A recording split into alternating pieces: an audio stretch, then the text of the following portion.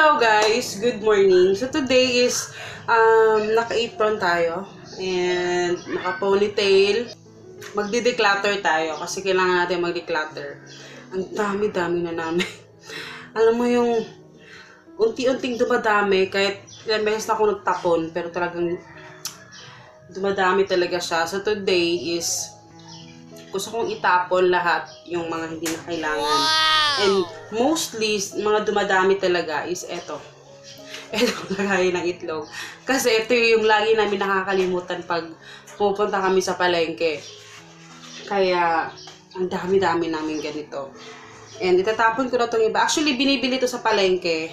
Ito. Pero, nakakapagod na itingnan. Dumadami na talaga siya. So, eto dalawa. Ito lang yung ititira ko. And ito, itatapon ko na rin to. Itong half. Kasi minsan, pag nasa-short kami sa egg, half dozen yung binibili namin. Meron din kami dito mga sako. Ito yung lagayan ko ng mga eco bags namin. Pero may iba dito na hindi na namin ginagamit. So, itatapon ko na rin kagaya nito. Kasi si Papa, may specific na mga eco bag na ginagamit. Pero ako pag gumamit, favorite ko kasi ito mga ganito kasi matibay siya. Kaya, ayoko siyang itapon. O, eto. Eto. Mga eco bags din to.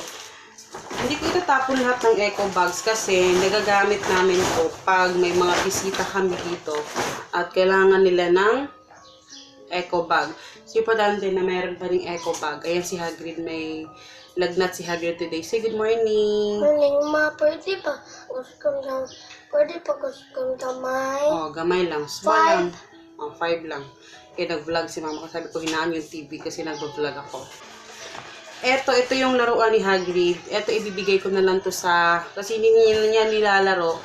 Ibibigay ko to sa pamangkin ni Papa. Marami kasi kaming mga ganito. Ito talaga ginagamit namin to talaga as in. Yung mga yan.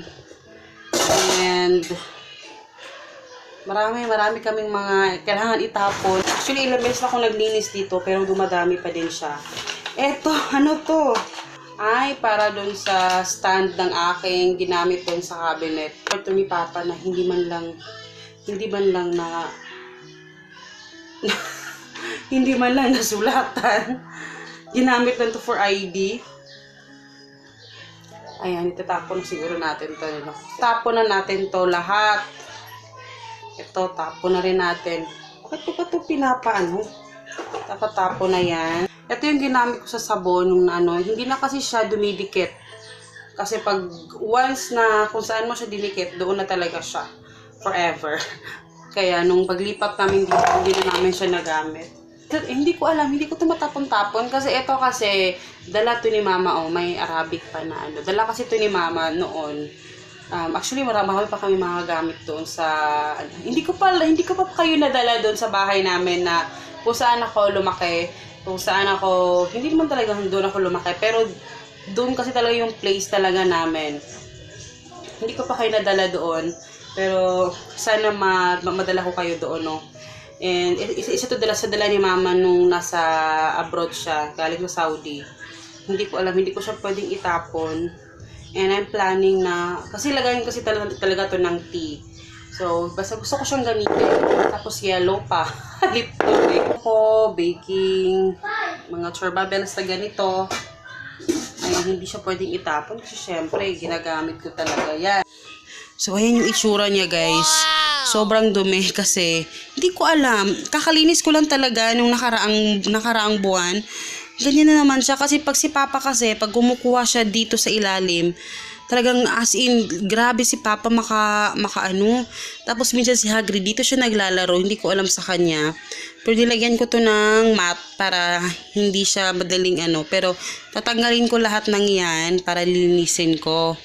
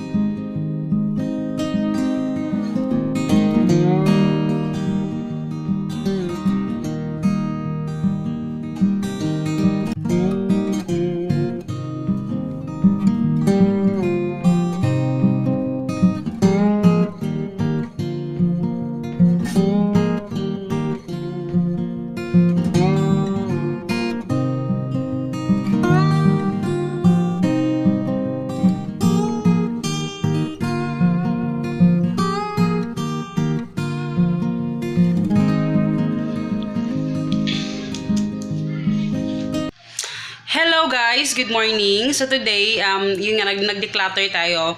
And medyo matagos ito. Mahinig ko music, baka makapiright na naman ako.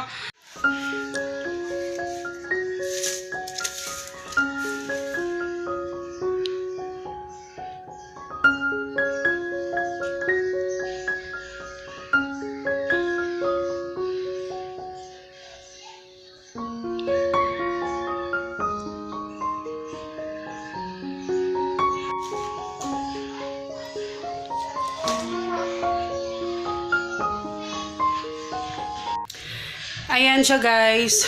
Finally, natapos ko rin. And nakakapagod. So, dito yung kape. Kasi yung kape talaga namin, ginagamit namin every day. Kaya gusto ko nandyan lang siya. And tinan nyo kasi, kinain to ni Chuchay. Kaya ganyan yung nangyari. Nawala yung mga block-lock. And hindi naman siya perfectly malinis talaga. Pero, ayan. Finally done.